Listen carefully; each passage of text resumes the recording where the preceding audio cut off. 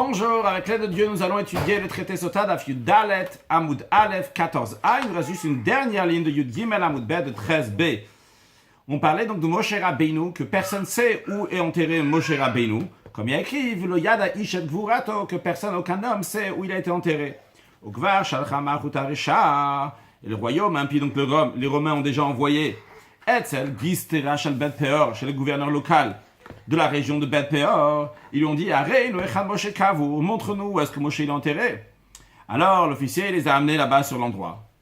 Amdo le mala, ils sont tenus là-haut, ils sont mis de là-haut, en haut, vers le haut. Nid benam le mata, il semblait que Moshe Rabbeinu était enterré en bas. Le mata, ils sont mis en bas. Nid benam le mala, il semblait que Moshe Rabbeinu était enterré là-haut. Derrière le collège de Kitot, ils se sont partagés en deux groupes. Otan shadi le mala, ceux qui étaient là-haut. Nid benam le mata, il leur semblait que Moshe Rabbeinu était enterré vers le bas. Le mata, ceux qui étaient en bas, Nid benam le mala, il semblait que Moshe Rabbeinu était enterré vers le haut. Le kayam hashanamar, pour accomplir ce qui est dit, V'lo yada ish et gvurato, que personne ne savait où est-ce que Moshe Rabbeinu a été enterré. Qu'est-ce que ça veut dire le mot Gistera? Rashi nous dit que Gistera, ça veut dire Moshe, ça veut dire gouverneur. Que Moshe Amar, quand on retrouve cette expression-là, donc l'idée de gouverneur, Kumus, Duchus, Shilton, soit Duchus dans Vaikaraba, Shilton dans Masachet Sanhedrin. Donc en tout cas, c'est des expressions qui veulent dire, peut-être Kumus dans Vaikaraba et Duchus dans Masachet Sanhedrin, mais en tous les cas, c'est des idées donc de Moshe qu'il est gouverneur. Vachaveiro, et l'ami entre guillemets, donc c'est où est-ce qu'on retrouve le mot Gistera lui-même. Rashi nous dit, dans le traité Brachot, il y a écrit Riaton, Korton, Gistera là-bas, lorsque Dieu y parle que les armées du ciel, donc plusieurs gouverneurs, eh bien il dit Riaton, Korton, et aussi l'expression de Gistera. Rabbi Chanina a dit, Af, Moshe Rabbeinu, Moshe Rabbeinu lui-même, il ne sait pas où est-ce qu'il est enterré. Il est écrit ici, à propos de la mort de Moshe, que personne ne sait où est-ce que Moshe il a été enterré. Ou Ktivat, il est écrit ailleurs. Ça, c'est la bénédiction que a béni Moshe Ish Elokim, l'homme de Dieu. Donc l'expression de Ish qu'on retrouve, ce qui est dit pour Moshe Rabbeinu. Donc ce qu'on dit aussi, V'lo yada Ish El Gvurato, c'est qui l'homme qui n'a pas su où est-ce qu'il est enterré. L'homme, c'est Moshe Rabbeinu lui-même.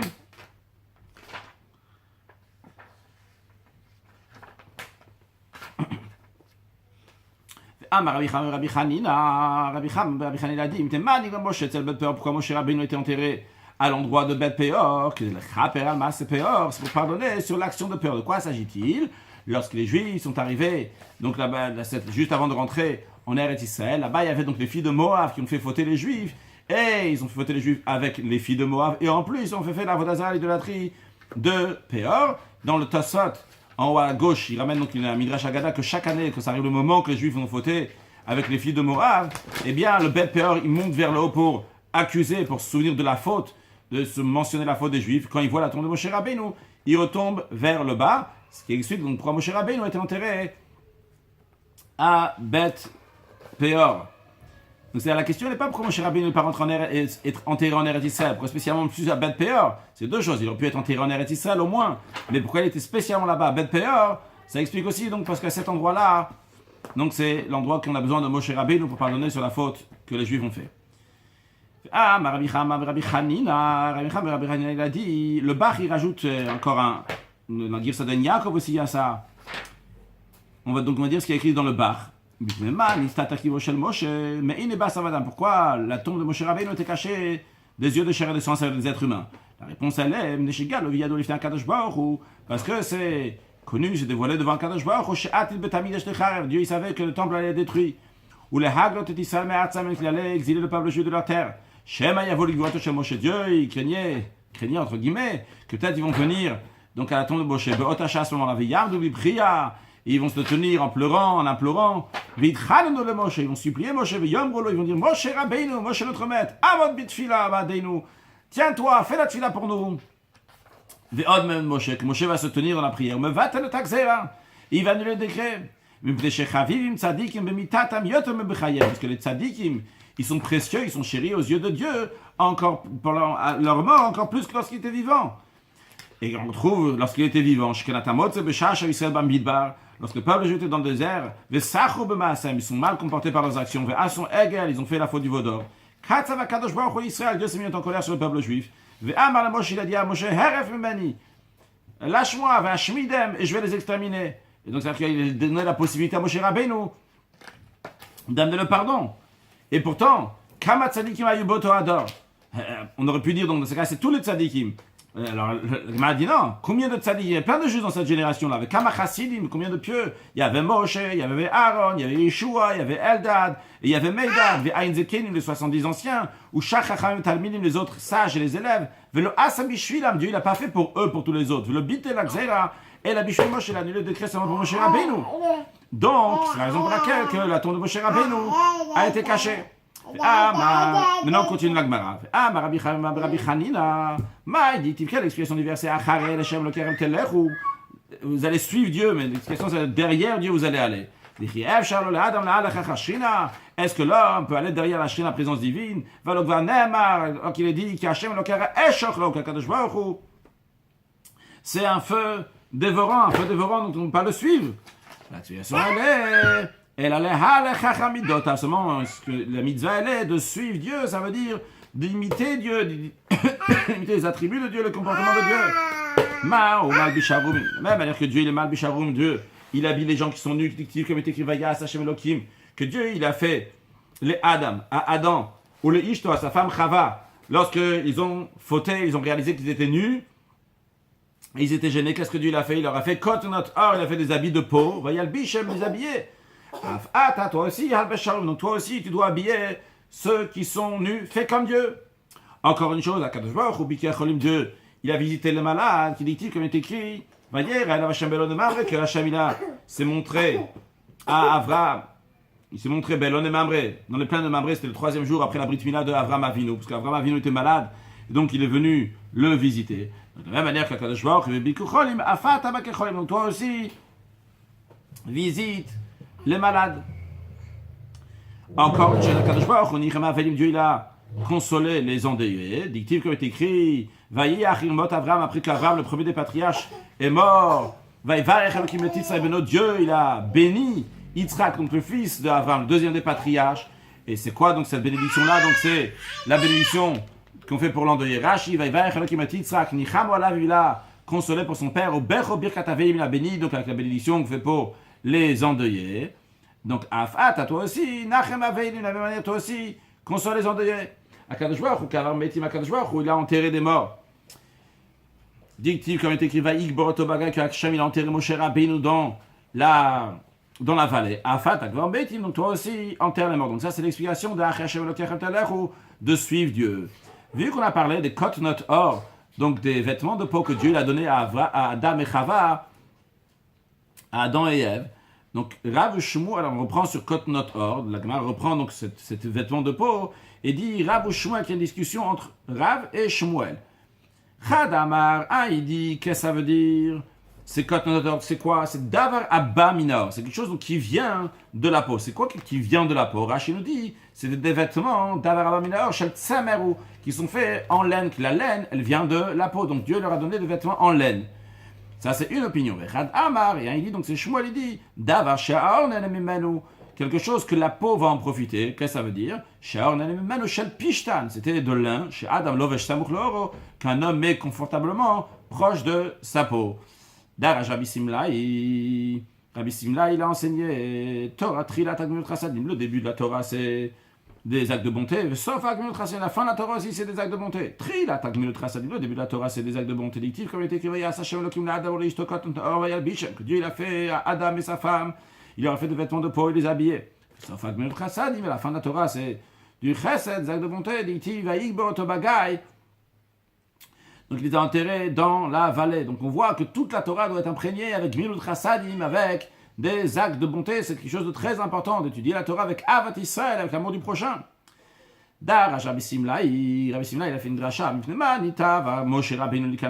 Pourquoi Moshe Rabbeinu a envié, désiré de rentrer en terre sainte, en Eretz Israël? Est-ce qu'il avait besoin de manger des fruits d'Eretz Israël? Ou bien de se rassasier des bienfaits? Ou Tsarik, il avait besoin des bienfaits d'Eretz Israël? Non, c'est pas pour ça. Elle a Kachama Moshe. Ainsi, il a dit Moshe. Arbe mitzvot nitzavu Israël. Le peuple juif a reçu beaucoup de commandements de Dieu. Mais pour les accomplir, il faut les accomplir uniquement en terre d'Israël. Par exemple, la Shemitah tous les 7 ans, le Yovel, tous les 50 ans, le Touma, le Maaser. Donc il y a plein de mitzvot qui sont liés uniquement avec Eretz Israël. Donc il a dit, je vais rentrer dans le pays d'Eretz Israël, pour que tous ces mitzvot-là, tous ces commandements vont s'accomplir à travers moi-même, je vais pouvoir les faire. Amar le Kadosh Baruch Hu, Dieu a dit, qu'est-ce que tu veux? Tu reçois la récompense de ces mitzvot, de ces commandements. Je te considère comme si tu les avais faites. C'est ça le problème, c'est résolu. Tu l'as fait. D'où on apprend que Akadosh Baruch Hu lui a donné ce salaire-là. On va lire tout un verset qu'on va expliquer dans la suite. C'est un verset qui est dans Ishaya, mais qu'on va voir après, donc étape par étape, tous les morceaux de ce verset-là, qu'on va les expliquer dans la suite de la Gemara, qui va nous expliquer comment ça parle de Moshe Rabbeinu. Alors tout d'abord, le verset, juste la traduction, c'est pourquoi je lui donnerai une part de la multitude. Il partagera le butin avec les puissants. En retour du fait qu'il s'est livré lui-même, il a livré son âme pour la mort, et qu'il a été compté avec les fauteurs. Et pourtant, lui, il a la faute du public qu'il a porté sur lui-même. Et il a prié pour les fauteurs. Alors, donc ça, c'est tout le verset. Maintenant, la Gemara dit étape par étape l'explication qu'on enseignait avec Moshe Rabbeinu. C'est pourquoi je lui donnerai une part de la multitude. Donc, je lui leur donnerai une part dans toutes les bonnes choses. Mais on pourrait penser qu'on va lui donner une part à Moshe Rabbeinu comme les justes, les derniers, pas comme les premiers, qui sont plus méritants les premiers. Talmud Lomar, c'est la raison pour laquelle la suite du verset dit il va partager le butin avec les puissants. C'est qui les puissants? C'est qu'il y a Avraham, Yitzhak et Yaakov, qui sont les 3 patriarches, Avraham, Yitzhak et Yaakov, qui sont puissants dans l'étude de la Torah, dans l'accomplissement des mitzvot. Donc il va recevoir un salaire comme les Rishonim, comme les premiers tzaddik, donc le premier juste. Après le verset dit en échange du fait qu'il a donné son âme à la mort, parce que Moshe Rabbeinu, il a donné sa vie, donc il était prêt à se sacrifier jusqu'à la mort pour protéger le peuple juif. Comme il a écrit, comme Moshe Rabbeinu a dit à Kadosh Baruch Hu, si tu ne me pardonnes pas, et si tu ne pardonnes pas le peuple juif la faute du vaudor, eh bien efface-moi de ton livre. Ça, donc il est prêt à donner sa vie pour le peuple juif. Poshim Nimna, qu'avec les fauteurs il a été compté, ça veut dire chez Nimna Midbar, que Moshe Rabbeinu a été compté parmi ceux qui sont morts dans le désert, alors bien qu'ils n'avaient pas la même faute qu'eux, ils ont fauté, donc ils ont fait des choses qui sont plus graves, et c'est pour ça qu'ils sont restés dans le désert.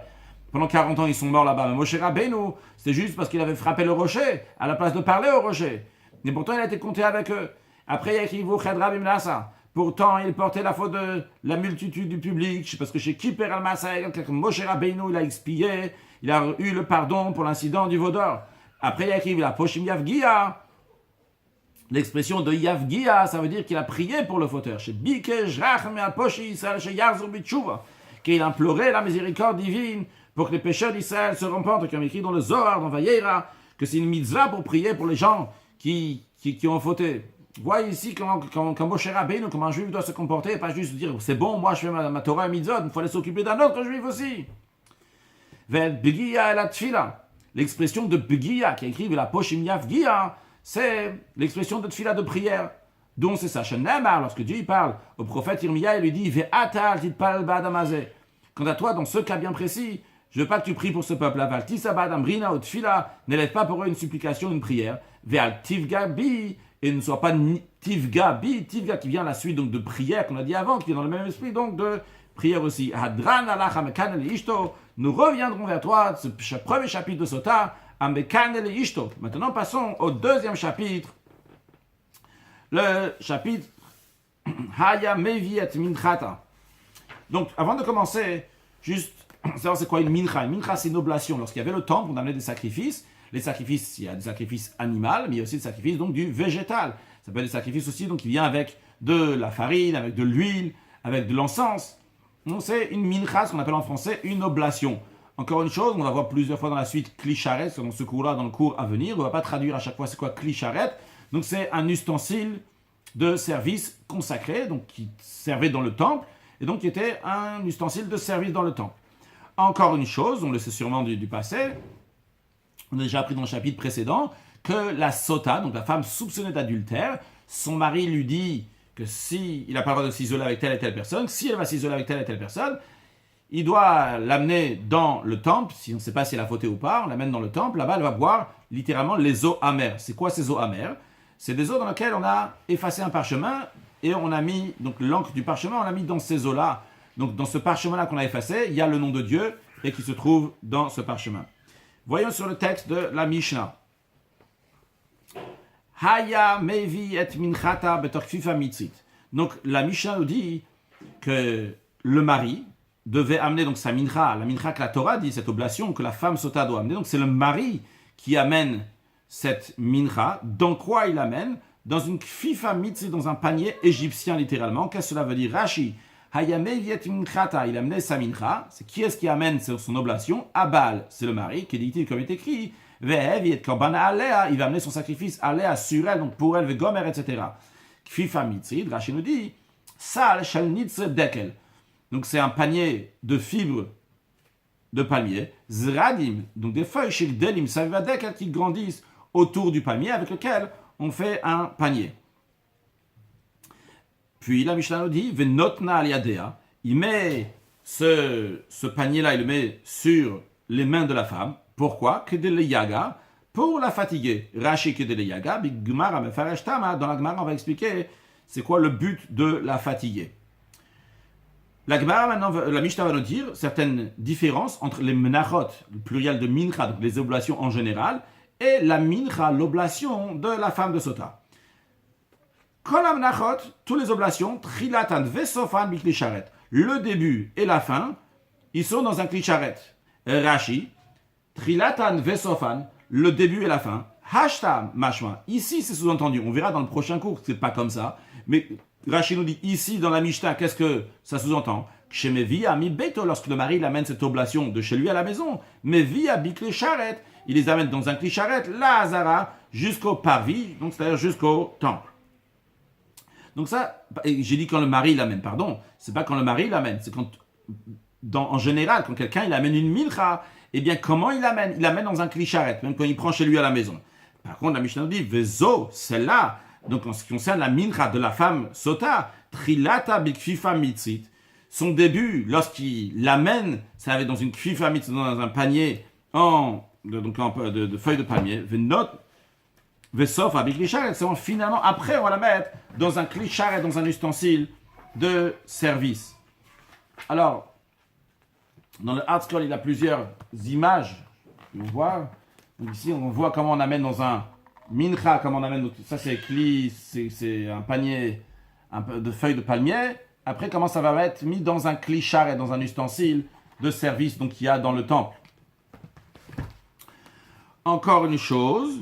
Kol ha-menachot, on se concerne toutes les oblations. Te'unot shemen ulevona.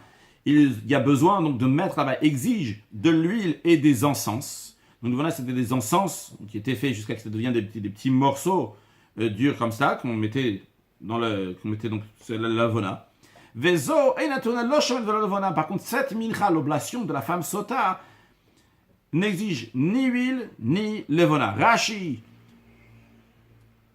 trilatan vesofan, on a déjà dit, vesofa bikli sharet. On a dit à la fin, avant qu'on va mettre à la fin. Donc après que ça vient de la maison de la femme sota, donc le mari amène dans un panier fait avec des feuilles de palmier, et après ça va dans un kli sharet, dans un ustensile de service.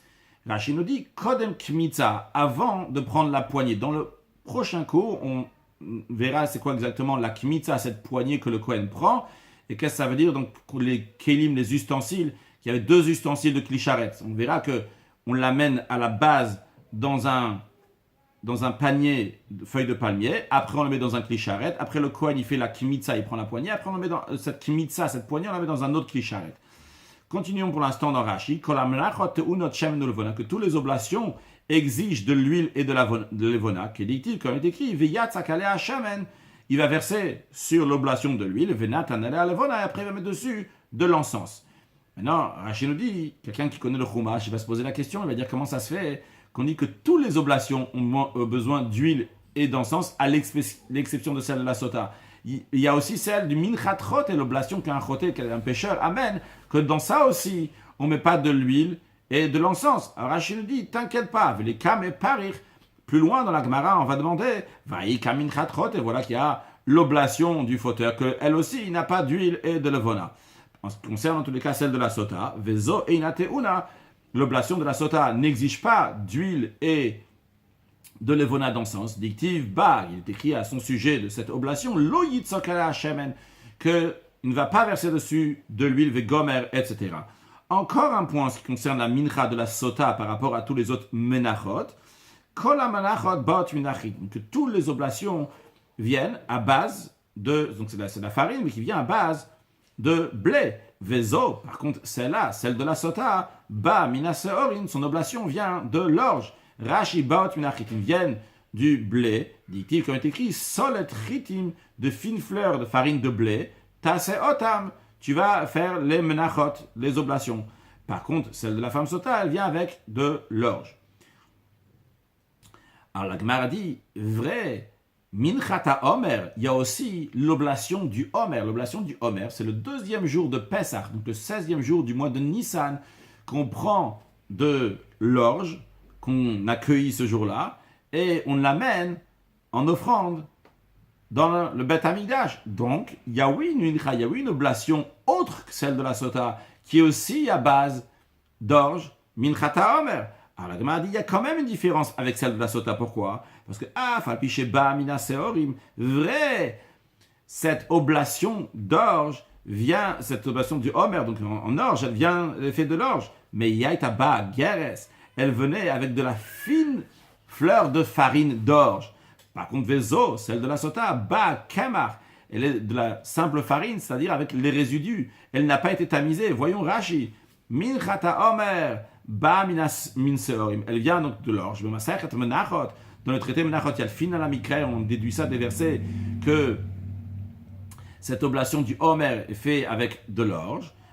Mais bien qu'elle vienne avec de l'orge, mais ba geres, elle est avec de fines fleurs de farine d'orge. Dit-il quand il est écrit, geres karmel takriv et mincha bikurecha, mouture de grains tendres, tu apporteras la mincha de tes premiers grains. Alors le geres, Rashi nous dit, on dit que ce verset-là qui est dans la paracha de Vayikra parle de la mincha, l'oblation du Homer qui doit être fait avec de la fine fleur de farine d'orge. Après, Rachid nous dit que le mot geres biseorim, lorsqu'il s'agit de l'orge, moufrar shebo, c'est-à-dire la meilleure farine, mais noufe biyud gimel nafa, qui a été tamisée avec 13 tamis. Et Rachid nous dit, c'est ke'ein solet chitim, ça correspond, quand on parle du blé, on dit du solet. Solet, c'est la fine fleur de farine de blé. Lorsqu'on dit geres, c'est la fine fleur de farine d'orge. Donc, en tous les cas, celle du Homer était avec une fine fleur de farine. Par contre, celle de la sota, c'était kamar. C'est quoi kamar? Akol me'urav, tout est mélangé, kemoshenitran, comme il a été moulu, donc avec les résidus aussi. Rabban Gamliel Omer, Rabban Gamliel dit, pourquoi la femme sota amène une offrande, une oblation qui est à base d'orge, de la même manière que son action, c'est une action de behema, d'animal, car korban machal behema, de même aussi son sacrifice qu'elle amène, c'est à manger animal. Gemara, la Gemara nous tanya, Abachanino même shum Rabbi Eliezer, Abachanino Rabbi Eliezer, vekol kach lama kedele yaga. Donc pourquoi tout cela, Rashi nous dit kol kach lama nous tochim le yaga, pourquoi on cherche à la fatiguer à la femme? Gemara répond, kedele yaga, kedeshe tarzoba. La raison pourquoi on veut la fatiguer, c'est pour qu'elle va revenir sur ce qu'elle est en train de dire jusqu'à présent. Jusqu'à présent, elle a dit qu'elle n'a pas fauté. Pourquoi on veut que cette femme-là va dire qu'elle a oui fauté? Évidemment, on ne veut pas la forcer à dire qu'elle n'a pas fauté si elle n'a pas fauté. Mais au cas où elle a fauté, on fait tout pour qu'elle va dire j'ai fauté. Parce qu'on ne veut pas que cette femme va mourir pour rien. C'est Zohamer. Si la femme va les boire et elle avait vraiment fauté, elle n'a pas dit qu'elle a fauté, mais elle avait fauté lorsqu'elle va les boire, eh bien, à la suite, elle va mourir. Et nous, on ne veut pas qu'elle meure. Alors, la Gemara en déduit de ça. Im kachachas Torah. Si la Torah, elle prend autant soin, elle a tellement de pitié, al ovre retzono, sur ceux qui transgressent la volonté de Dieu. Rashi al ovre retzono, ceux qui transgressent la volonté de Dieu, shim zinta, car si elle a fait l'adultère, avra retzono shama, comme elle a transgressé la volonté de Dieu. Verotse shetoda, et pourtant la Torah, elle veut que cette femme-là va avouer chez l'otibadek pour pas qu'elle va être examinée par ses eaux de la sota. Alors la Gemara nous dit qu'elle va chomer à plus forte raison, à l'os et retson, à plus forte raison, ceux qui font la volonté de Dieu, que la Torah prend en cœur fortement leur situation. Bien, la Gemara demande, mais umimai mishum de chasaou, qui te dit que la raison pourquoi on veut faire que cette femme-là va avouer qu'elle a fauté, c'est parce que la Torah a pitié d'elle. Dilma, peut-être, c'est pour une raison qui est plus noble. Peut-être la raison elle est qui est Megillah. Peut-être c'est parce qu'on ne veut pas effacer le parchemin. C'est-à-dire, comme on a dit tout à l'heure, ces eaux amères, qu'est-ce qu'il y avait à l'intérieur? C'est qu'on prenait un parchemin dans lequel il y avait écrit des versets de la Torah et aussi le nom de Dieu, et on l'effaçait, et après on l'effaçait, on le mettait dans l'eau. Mais non, peut-être la raison pourquoi on veut que cette femme-là va avouer, c'est tout simplement pour pas que cette femme-là va faire qu'on va effacer le nom de Dieu pour rien. Donc, en d'autres mots, peut-être la Torah, ça ne dérange pas que cette femme-là va mourir, parce que ce qui dérange à la Torah, c'est qu'on va effacer le nom de Dieu pour rien. Donc, on essaye de pousser cette femme. Si tu as fauté, vas-y, avoue que tu as fauté, comme ça, on ne va pas effacer le nom de Dieu pour rien. La Gemara a dit non. La raison, elle est parce que la Torah a pitié de cette femme-là. Pourquoi? Car ce Tana, Rashi, Kassavar Haïtana, il pense ce Tana de Ama Mishum de Chasa, ou ce Tana qui a dit, ce Tana, ce maître de la Mishnah, qui a enseigné, qui a dit que la raison, est parce que la Torah a pitié. Qu'est-ce qu'il pense? Il pense que la procédure de la femme sota, lorsqu'elle est arrivée dans le temple, c'est qu'en première étape, quand je dis en première étape, c'est par rapport, il y a deux, on parle que de deux étapes ici, donc de faire boire la femme et qu'elle va amener son oblation. Donc qu'est-ce qui passe avant? Est-ce que d'abord elle la fait boire ou on ramène l'oblation d'abord? Lui, il pense que mashke, d'abord on fait boire la femme. Et après, la femme va amener son oblation. Donc, de Imishum Megillah, si tu vas me dire maintenant, ce qu'on craint maintenant, c'est que la Megillah, le parchemin, on va effacer le nom de Dieu. Ça, Ha'im Chikala, on l'a déjà effacé, parce que pour faire voir la femme, on a déjà effacé le parchemin. Après que la femme a déjà bu, on a déjà effacé le parchemin. On essaye de faire que la femme va porter ça, cette mincha, elle doit faire des allers, des retours, etc. pour la fatiguer. Tu vas dire, ok, j'avoue que j'ai fauté. Pourquoi? Pour qu'elle ne va pas mourir. Rashi, mashki amayim, fait boire de l'eau. Et après, elle offre son offrande. Ou pluktaï, tandis que c'est le machloket, le père Kayanotel, dans le chapitre Ayanotel, ou mi ou kolzman shelo karva minchata, tant que ça, il y a une discussion, on verra plus tard, il y a une discussion, est-ce que d'abord on faisait boire la femme et après son oblation, ou d'abord l'oblation et après on la fait boire. En tous les cas, d'après tout le monde, kolzman shelo karva minchata, même d'après celui qui dit que d'abord elle boit et après elle amène l'offrande, tant qu'on n'a pas amené son offrande, la femme n'est pas examinée. Dictive, il est écrit, maskeret avon, il y a écrit que l'oblation fait que Dieu va se souvenir de sa faute.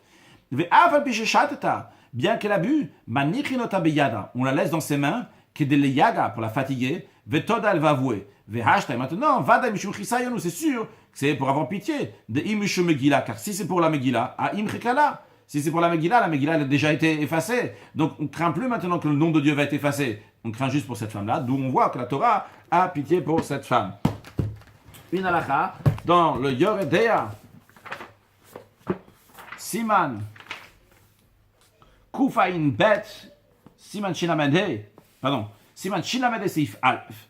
Il y a écrit que mitzvah lavakecholim, c'est une mitzvah de visiter le malade. En effet, le Bet Yosef là-bas, il ramène que la source, justement, dans notre Gemara, c'est très important, ça peut changer l'esprit de quelqu'un, ça peut le sauver juste parce qu'on est parti le visiter, on a vu sa situation, et à part ça, le fait de voir cette personne-là, ça peut nous mettre plus dans la conscience qu'il faut bien s'occuper de cette personne-là et prier pour lui, etc. Donc c'est une grande mitzvah c'est moi qui rajoute le mot grand, en tout cas c'est une grande mitzvah de aller visiter les malades.